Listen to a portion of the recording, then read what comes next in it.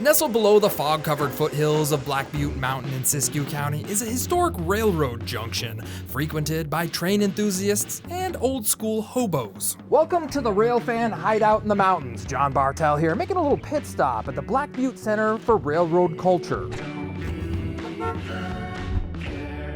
These days, the term hobo might have a bit of a negative connotation, but from the 1870s to the 1930s, it was a much different story. Back then, the term hobo actually came from hoboy, or homeward bound. It referred to traveling farm workers or soldiers hitching a ride on trains after the Civil War. So it's part of the history of railroading that often gets neglected by more mainstream museums. Bruce Shoemaker is the co-founder of the Black Butte Center for Railroad Culture, a nonprofit that preserves unwanted railroad relics and welcomes a ragtag rail fans from all over. We get a certain number of people that just jump off the train and come to visit.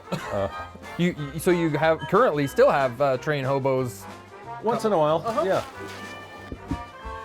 Inside the center's 1923 refrigerated rail car is what could be the only hobo library in the state. Neatly cataloged on the shelves is a collection of hobo art, music, and stories, including work by singer and activist Utah Phillips. No one knows why I'm living, but I'm all used up. Writing and recording a lot of his most famous songs, this was where he was living. Oh yeah, it is cute. Utah Phillips' family donated his old rail car to the Center for Railroad Culture. Visitors can tour the inside and learn about the hobo lifestyle he once lived. They're so stoked, especially if they're musicians.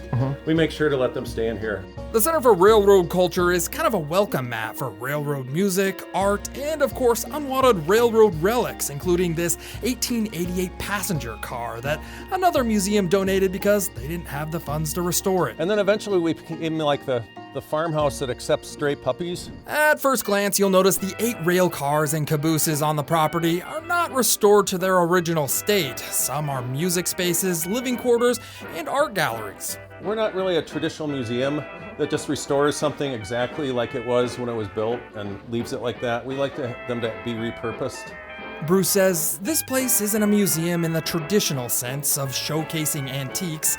Instead, the antiques become a place for visitors to celebrate railroad culture, old and new.